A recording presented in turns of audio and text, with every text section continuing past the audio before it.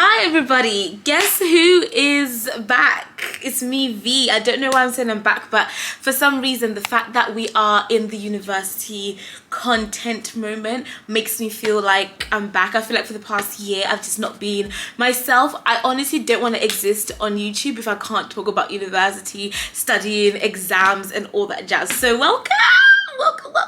Today we're going to be talking all about personal statements and writing them, because I've been getting messages and I'm like, yeah, send me messages so I can talk about this. And right here I have my personal statements loaded and ready for me to read to you, because you know me, I hate giving advice if I'm not going to show you what I did myself. So even though it's a personal statement and it probably should be kept personal, you know me, I'm just going to read it out to you like I've got nothing to hide. So for today's video, I'm going to be telling you how to write a personal statement for any institution of your dreams. Obviously, I can only have my advice go so far because I don't know what you at home are specifically applying for, and it's you over there with the socks on, having your cup of tea, drinking it, watching this video right now. That is who I'm talking to. I don't know exactly what your degree subject is or the university of your choice, so only take this with a pinch of salt, but this advice so far has helped myself and a lot of my mentees around the world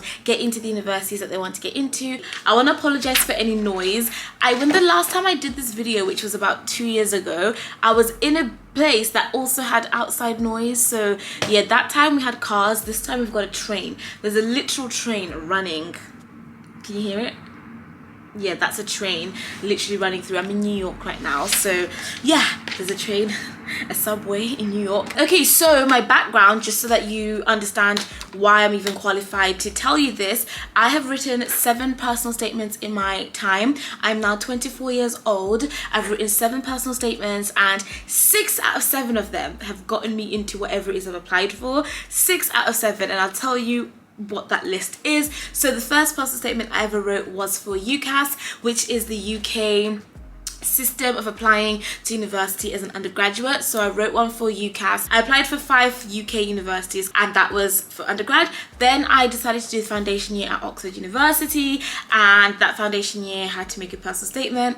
Applied for it. Only 10 young people in the UK got in, and I was one of them, and my personal statement was smashing.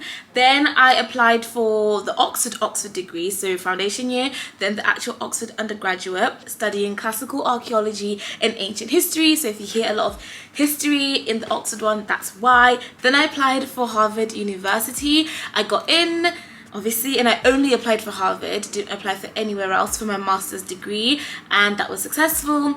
Then I applied for a scholarship at Harvard, and the personal statement did get me into the scholarship. I just didn't pass the last hurdle, but that had nothing to do with the personal statement. That was just, there were 3 incredible candidates or something like this, and then I just didn't get the scholarship. However, I'd gotten past the interview and all the other stuff, so the personal statement was chef's kiss, so that was successful. Then the number 6 was NYU. So I applied for a PhD at NYU. I only applied to NYU and it didn't go well. I didn't get in, so I guess you can say unsuccessful. Call it whatever you want to call it. It hurt, it stung, it still hurts, whatever, we've moved on. But have we really? I don't know. Then I applied for the 7th one, which was my PhD at a school in California. I'm not yet sharing what school, just for safety purposes, but I've gotten in, I've been accepted, and as of now I'm going. I've spoken way too much. Let's begin. So my first tip is show, don't tell. So you've got to show and don't tell. Have evidence for your personal statements, and don't just go in there being like, I am passionate about this, and then expect that people will just know. They will not know. You've got to show us how. And people will probably go, I've been wanting to do medicine since the day I was born, and I'm so passionate about it, so please accept me into your institution. Doesn't work, because they need to have the actual evidence of what you've been doing. Sometimes You can say I'm passionate about something without saying the words I'm passionate about something. And that's stronger than saying I'm passionate about something, if that makes sense. Instead of just saying I'm passionate about something, show them and don't tell them. Give them the evidence that they can induce themselves that you're passionate. Here's my example in my UCAS personal statement, the very first personal statement I ever wrote to get me into UCAS, and I got into the 5 schools using it.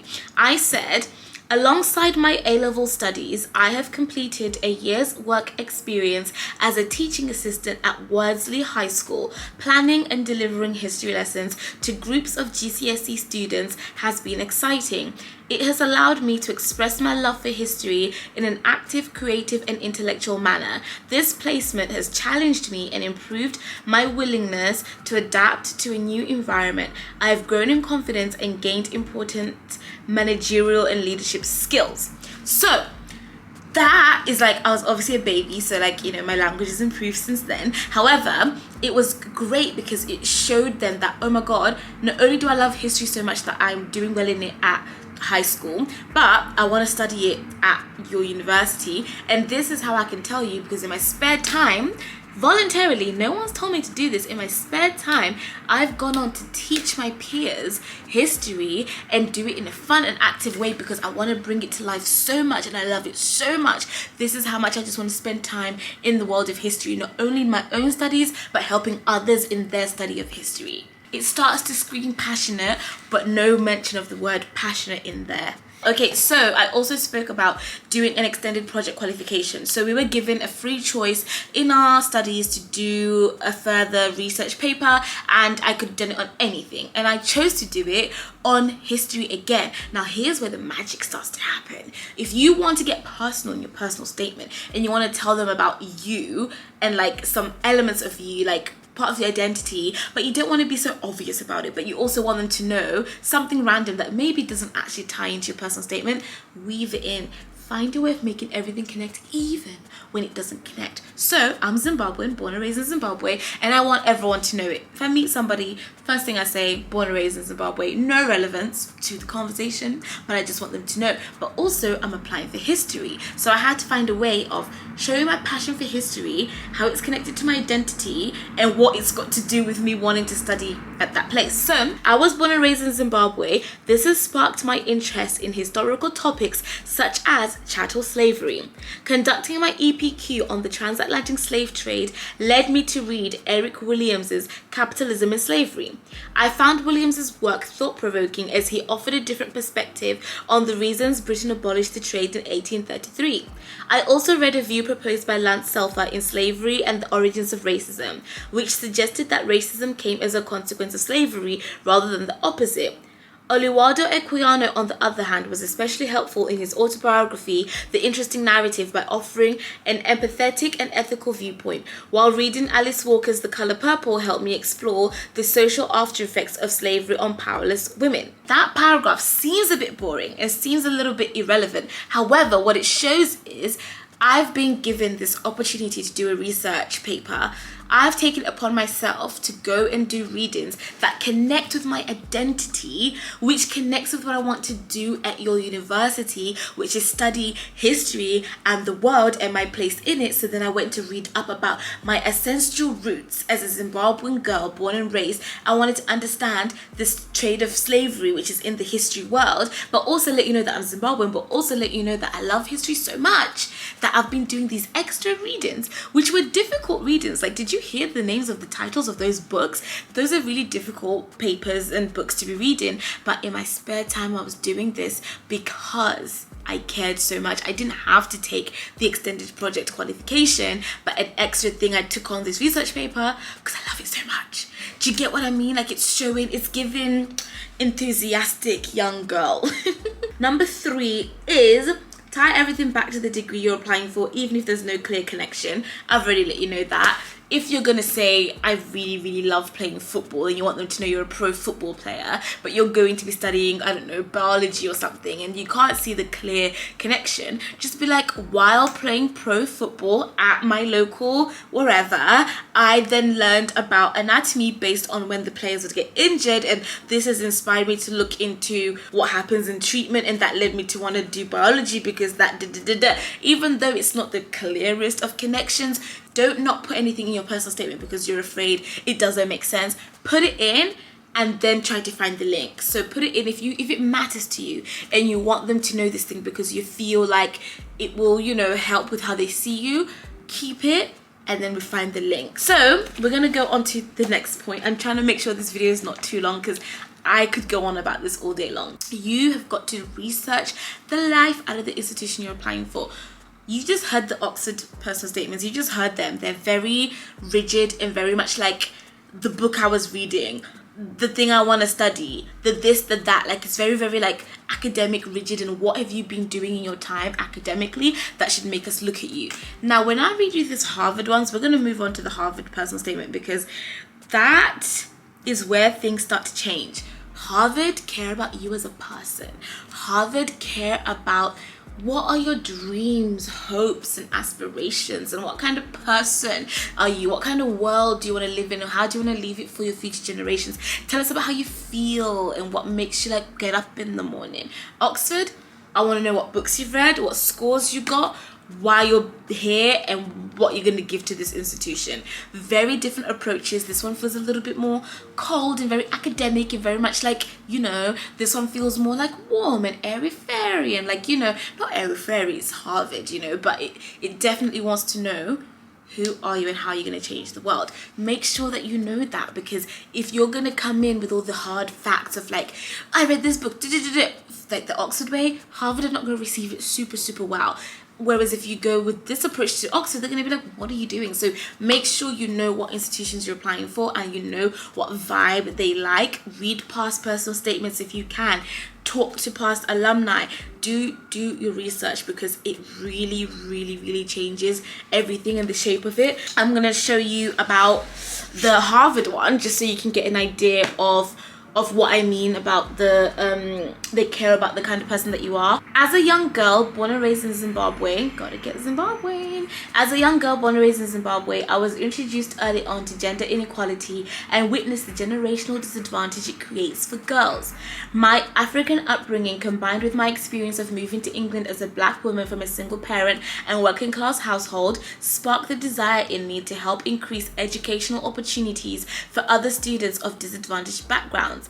I have further shaped my interests by exploring the complexities of gender roles in the ancient world while studying for my degree, classical archaeology and ancient history at the University of Oxford. What I've done in that opening statement is I want them to know what kind of person I am, who I am, how I've grown up and what my background is, because I know that that's the lens and angle that I want to change the world through. So if I'm going to say born and raised in Zimbabwe, gender inequality, want to increase education opportunities because I felt it as a disadvantaged student myself and I know what it means to increase it. And the reason where this all got sparked from is my time at Oxford studying classical archaeology and ancient history and researching education in the ancient world and understanding its beginnings. I now know how I want it to end as a future leader studying international education policy at Harvard University. We're on fire. But that's what that personal statement does right there. It helps bring it all back and helps people understand why you're applying for this, what your background is. But that's because Harvard like that kind of thing. It depends on the institution you're applying for. Make sure you do your research. Be unapologetic about the degree you want to study and why. Be unapologetic about it in a way where you hype them up. Make them feel so special. Make them feel like, oh my goodness, we must take this student because this student really, really, really, really will be incredible for us. As much as she wants us, we now want her because she'll be a huge champion and advocate for our institution to other young people. So I was very much like, well, I only applied for Harvard for that master's degree. I didn't apply anywhere else. Don't know who I thought I just thought I know what I want, there's no point. Then I learnt my lesson with NYU. I only applied for one school and it didn't work out. So now I'll take the middle ground approach. I'll apply for 3 instead of, you know, just the 1.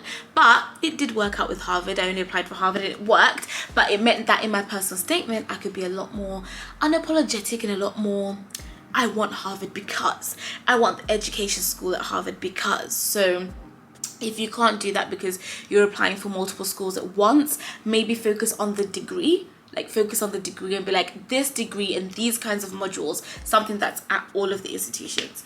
So I said, this is my Harvard, see me, I want you, you want me, let's go paragraph. I am confident that studying international education policy will provide me with the academic knowledge I need for the future when I hope to begin leading educational reform in Zimbabwe and its neighboring nations. My mission is to work in a global community dedicated to ensuring that all children, girls especially, receive a free, safe, and uncompromised education. I want to learn how to use technological resources and to combine them with the existing local knowledge of affected communities and create innovative solutions for educational advancement. The practical nature of this course strongly appeals to me as it combines academic thinking with practical solutions. Also, the diversity of cultures within the student and teaching body will complement my journey of becoming a culturally sensitive agent of change, one who aims to work alongside the developing communities to enhance their strengths and suggest solutions for their limitations without imposing or erasing their traditions. The paragraphs are clearly a little bit too long, and I don't want this video to go on and on and on, but it's very clear in that paragraph that I want to be at that institution because their course combination really appeals to me. And there is a part where I talk specifically about why it has to be Harvard. For postgraduate study, I hope to continue my journey of enrichment and enlightenment on the renowned program of international education policy. Harvard's long-standing success at grappling with complex issues of diversity in education and commitment to inclusion and access resonates deeply with me. I would truly be honored to study for this degree at the heart of such a world-class institution that will equip me as a change maker of the future. Okay, so the extra about your extracurriculars. Do not dim your light. You need to be so dramatic about your extracurricular.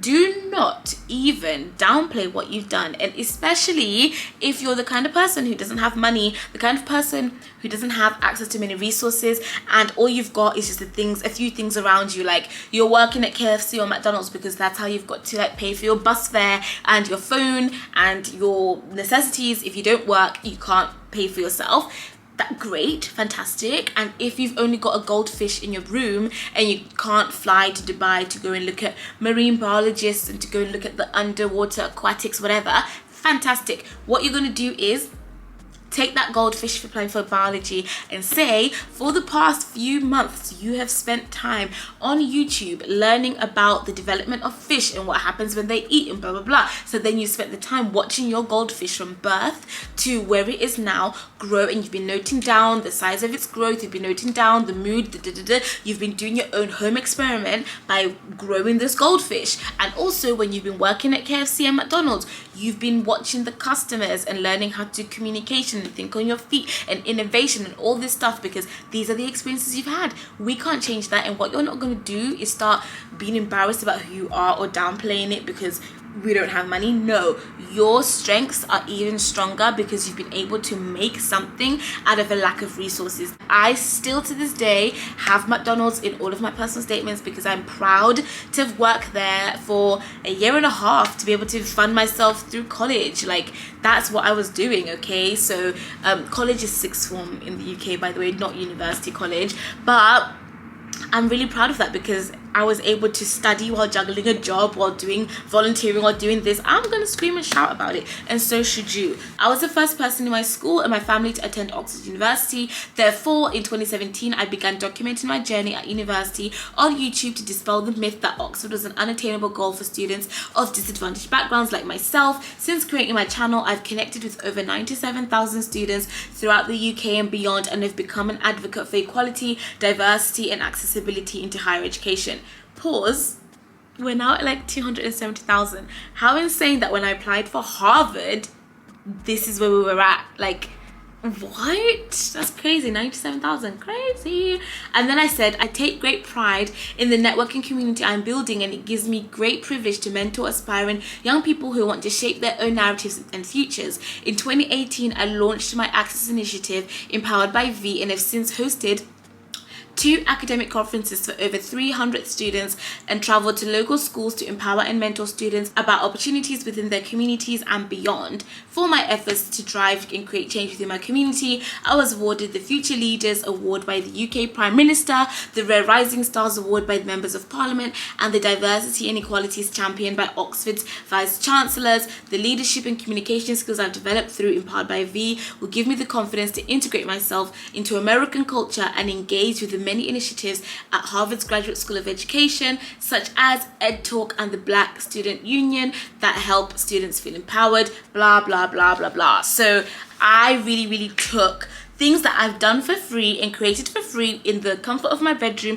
just by taking my phone and putting myself on the internet. I've created this incredible community because I care so much about helping students and helping other people. This is what I've been doing, and this is how doing that is going to help me when I'm at your institution, because then I can come and do the same thing and do this and do this and do that. Like, it's all about looping everything in as much as you can. The battery died when we're trying to, like, you know, get our degrees and like make our dreams come true. The battery decides to die, but it's all good because we're back in business. Read it out loud and read it again. This is the next tip. Read it and read it and read it again. You will not know where you stand with your personal statement until you read it out loud, not only to yourself but to somebody else who cares about you and is brutally honest, because you need that. Sometimes things make sense in our head but they don't make sense out loud. So read it and read it and read it and read it. Every time you add something, read it out loud, or every time you think you've completed your draft and you're about to send it off, read it. And if you can't read it to people because you're scared it'll stutter or you're scared it won't make sense, then you need to go back and like tweak it. So read it again. Do your research about the school and make sure that like you can name drop something in there, right? So this is a really good tip. If you've researched the life out of your degree and you know what you're applying for at each institution, you can even name a professor and say, hey, I'm really excited to be there because I want to have this person teach me. I did it in my Harvard one, and guess what? The person who ended up being my personal tutor, I spoke about in my personal statement. And then the person who ended up being my favorite class and teacher, whose book I'm reading right now, was also in my personal statement. Talk about manifestation. Once at Harvard, I also hope to engage with the works of leading professors such as Sarah Dryden Peterson and Fernando Remes. Sarah was my personal tutor. Fernando was the best class I ever took. In particular, Professor Dryden Peterson's research on the role that education plays in building communities and her focus on sub-Saharan Africa greatly interests me as a woman of African descent. Okay, so yeah, I name dropped them, but I also didn't just name drop just to be like, this is a name I want to put in because it's an institution. I name dropped in the way of like, this is why I care and I actually want to learn from them. And I did. I took both of their classes. Your final draft to not be a first. Don't ever think that your first draft is the first and last thing you're gonna write. You will write it again and again and again. And I always say in these videos, if you can do a personal statement in one sitting, call me and come on this channel and share it with my audience, because we need to know. If you can write a good one that's your final draft in the first draft, let me know, because I know for a fact I've written at least 30 or 40 versions of that personal statement before it goes off. So don't be afraid or feel worried that, oh, I've written too many. No, you haven't. It's okay for you to tweak it, tweak again, tweak again, tweak again, tweak again, keep on tweaking it. It's normal. Do not lie on your personal statement. Never ever say, I've done this thing or I'm gonna do this thing when you're not and you haven't, because they want you. Like, they want you as you are, and they want you to show yourself at your best. So all you're doing is taking whatever you've done and hyping it up, but you're not lying. You're not gonna add things in there that are not happening or haven't happened, because if you get an interview and they want to talk to you about that very thing, it just won't flow or fit. So just be honest, be yourself. You're good enough as you are. Don't change and don't embellish. Like, you, if it's McDonald's, you better talk about it and talk about it in the fantastic way, but don't pretend you've been working in the doctor's surgeon just because it sounds better. No, McDonald's is fine, so don't lie, okay? The last thing I've got is end with a punchy ending. End with something that's quite like, this is why I want to be there, and that is it. I'm not gonna, you know, an R about it. I want to be at your institution studying this degree. And if you can't put institution because you're applying for many, put I want to study this degree because of this. So my ending was, I want to be at the heart of decision making, to lead and form global communities dedicated to addressing the urgent international education crisis. Quite simply, I want to study international education policy at Harvard so I can sit at the table with other future leaders, turn my passions into solutions, and become an agent of change for current and future generations across the globe. That's it. Quite simply, this is simple. Like, quite simply, this is what I want to do. Like, I just want to study there because I want to be in the game for this. I want to be helping with international education policy. I want to be a policymaker. I want to help with girls' education. And if you haven't got it by the end of this personal statement, let me spell it out for you. I know that nothing in there was mind-blowing or mind-boggling, but it's just what I've done, and I just want to share it because I know that for a lot of people, they don't know where to begin, they don't know where to start, and they get all this advice that's quite fluffy but no substantial evidence. So I like to read it just so that in case it helps. So hope that was helpful. Hope you guys enjoyed it. Good luck. Please do comment below what you're applying for and where you're applying so we can all support each other. If you've made it this far into the video, I mean, it's a very long video and I do apologize for that, but let us know. And I'm back in the game of basically teaching online, teaching personal statements. We're gonna do exams, we're gonna do revision next. Like, I'm so excited to be back. So thank you so much for watching. Sorry it's so long, and I really hope it's engaging and entertaining and just useful. Bye and good luck.